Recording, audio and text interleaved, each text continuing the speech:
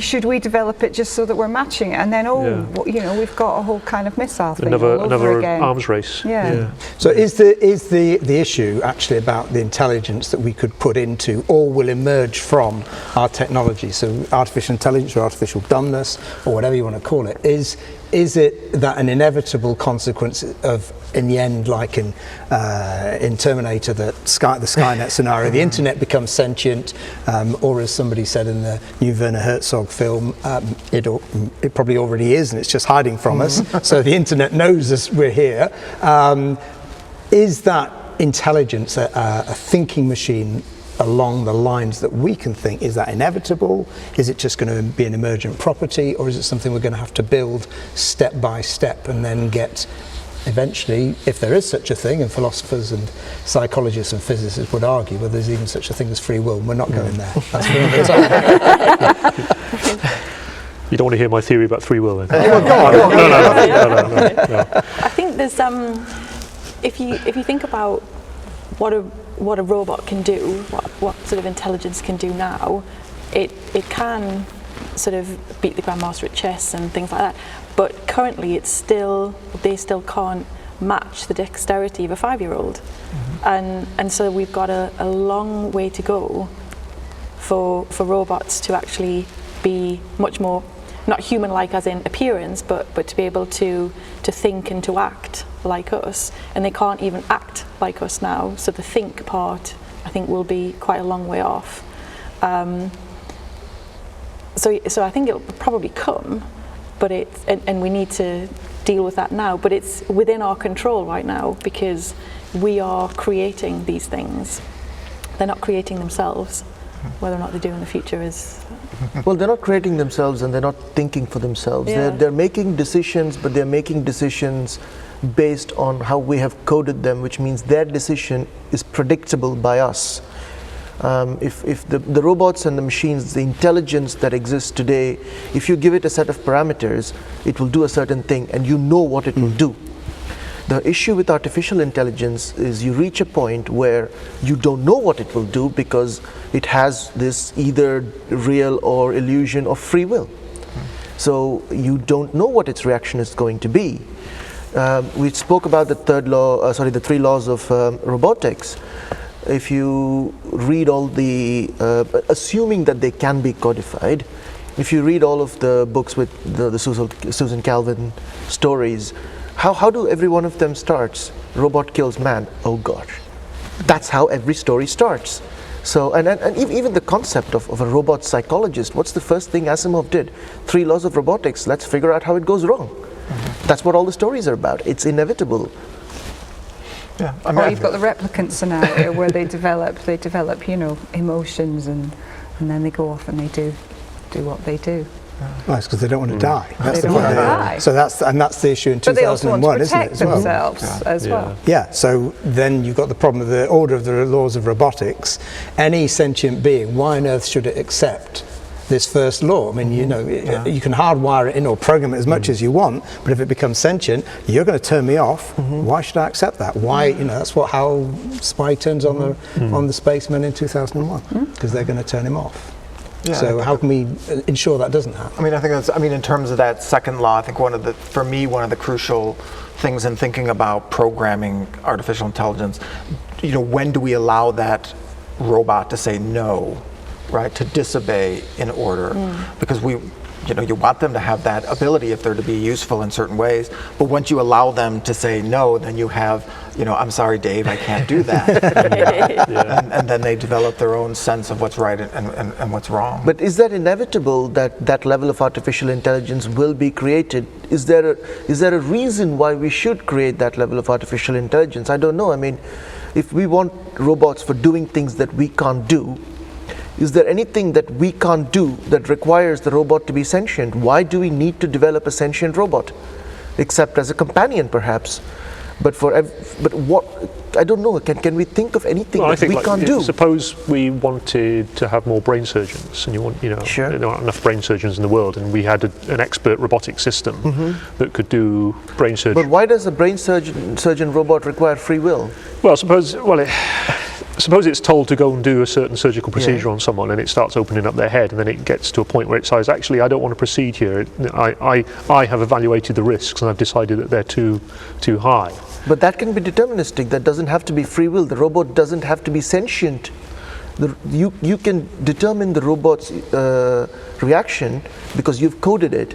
The robot doesn't need to have the ability to think for itself, to have whatever you might call it, sentience, conscience, whatever. I struggle to think of any condition where we require a sentient robot. I think creativity comes into it as well, that if you keep saying that if it's deterministic, we can sort of build in these probabilities, but if you want them to be optimized for something like brain surgery, you have to build in that creative element for them to respond creatively to these things. And once you do that, you could call it free will or whatever you want, then they're starting to make maybe their own decisions. It would have to be capable of responding at least as flexibly as a skilled human surgeon. But I think that's still not going as far as the giving them the option of saying no for reasons of their own. And that's really what sentience or consciousness is about. Again, why do robots need that? I think the whole thing about people like Elon Musk raising the alarm for artificial intelligence, what he's talking about is a case where a robot is sentient and conscious and aware of itself. I am a human being or a person or a thing. It's aware of its own mortality. What is the reason for us to develop a robot in the first place that can do that? What can't we do that will require a robot to have that sentience? I guess part of the argument is that maybe we won't be doing it deliberately. If you build, because we don't know what consciousness is, and we can't define it, and we don't know where it came from, we can't even tell. Well, I simply have to take it on trust that you're all conscious, otherwise I'll go mad. But I assume are all conscious, and I sometimes like to think my cat is, but I don't have any proof of that. And as a scientist, I would say it probably isn't. Maybe great apes are, but it's very difficult to tell that another organism is conscious. So maybe that will just emerge. That's the Skynet hypothesis, that just by getting enough interconnectivity, it's all going to go, and all of a sudden it decides it exists. It thinks, therefore it exists. So maybe it's not going to be a matter of us programming stuff. We're just going to build something so complex. I mean, there are people already trying to build sort of neural nets that model the neural processes in lobsters and things, aren't they? And they've kind of got to the point where they can model enough neurons that they're sort of almost there. And I imagine the natural thing would be just keep building on that, build a larger and larger neural net, and then one day you might actually cross some threshold and you've got a neural net that talks back to you. They're also doing brain mapping, human brain mapping at the moment, trying to work out what the brain's And there's a human connectome project. And they've done it with C. elegans, and they've actually... Which has no brain. Which has 950 they've done neural cells. Mapping, but they've taken that and put it into robots, and then the robots move without any programming. So I study maggots, and a maggot has about 100,000 cells in its brain. And I reckon if we can get a maggot brain on a chip that does what a maggot can do in 30 years, I'll be impressed. Simply because the degree of interconnectivity is so amazingly high. They're currently at Genelia Farm in America. They're making the neural wiring diagram of one maggot. They've got one maggot and they sliced it up. And they're looking at the way the neurons interconnect. If you got another maggot, would it have the same neural wiring diagram? No, they know that. No, we know it wouldn't be exactly the same. All maggots aren't the same. So, on the other hand, if you look at the interconnectivity of the internet, Skynet again, then that is pretty amazing. And you can imagine when we get even more devices in all our phones and all our fridges and our cookers, and we've got the internet of things, and you go home and you say to your kettle, put the tea on, and it says, no, I don't want to do that. I think it's the other complication of understanding all these networks is that they're happening in a whole thing. So you're talking about the maggot, when you think about a person, I work on the gut, and there's a whole area of research of people doing things called the gut-brain axis, and this idea that our gut communicates with our brain and our brain communicates with the gut, and there's all these quirky experiments going on showing that different bacteria will make you depressed and things, and they do a lot of this in germ-free animals, so it's but there's a lot of research out there, and I don't think that's even getting picked up with all this brain research that's coming on. Because a lot of the thinking in this sort of area is driven by sort of computer scientists who tend to think that if we can just reduce the brain to a set of synthetic connections, whether it's in a real hardware or in some sort of emulation, then we've cracked consciousness. But we don't biologists they say it's far messier, isn't it? That's what it is. It's always the You've got case. these multicellular, systems and different environments, and that shapes all sorts of interactions and things that are happening. And it's hugely complex. And even my little field of immunology is massively complex and constantly changing. Last year we found a new cell type. We're always finding new things. It's just. But to be honest, if you really think about it, the neuron is a chip. Each neuron is effectively a processor. It processes information. A signal comes in, it modifies that signal in some form and sends it out.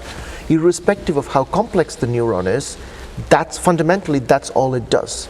The processor in your Pentium chip or whatever is ridiculously complex. But you don't need that level of complexity because the chips we have are very good at serial processing. That's what they're designed for. What computer scientists and what people today are developing when you talk about neural nets, they're making dead simple processors that can only do very simple things. In comes the signal, modifies, and out goes the signal. That's all it does. And then they are wiring these up in extremely complicated patterns, 100 processors at 100 cores or 1,000 cores or 10,000 cores. The number of neurons that might be in a maggot, for example, we're not very far off from being able to produce a board with that many neurons connected with as many connections. And then the question is, when you turn it on, what happens? I think biology is a lot more complicated than you think. So to take the maggot will wriggle along. And if you can take the brain out of the maggot will still wriggle along. And it's got a little set of cells which say the skin's been stretched, and another set of cells which say, okay, I'm going to contract the muscle.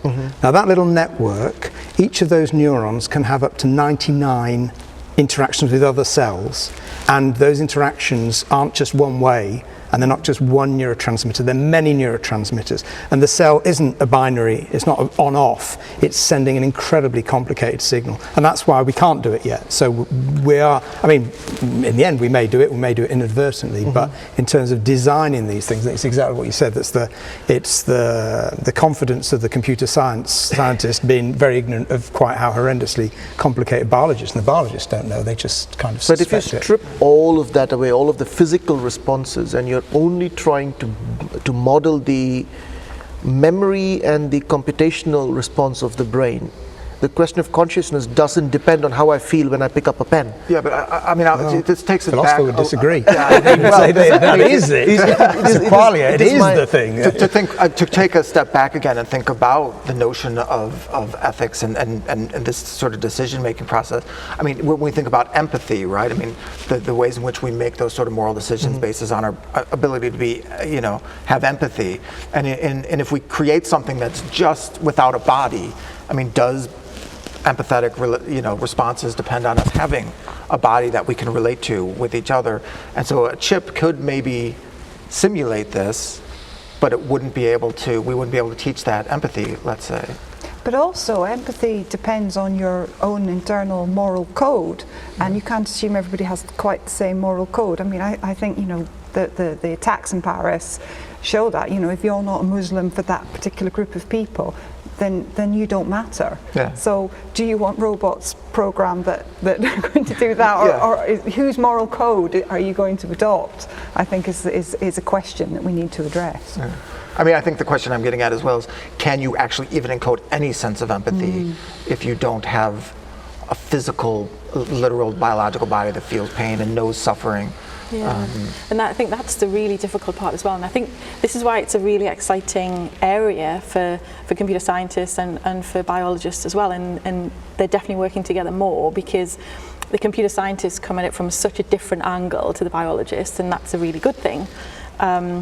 This whole idea of structured manipulation, which is the way sort of fundamentally I would look at it as an engineer, and computer scientists would look at it, it's so very different from the information that a biologist would say, you actually need as well. Well, why do we have to look at it in terms of these human emotions? Empathy is a human emotion.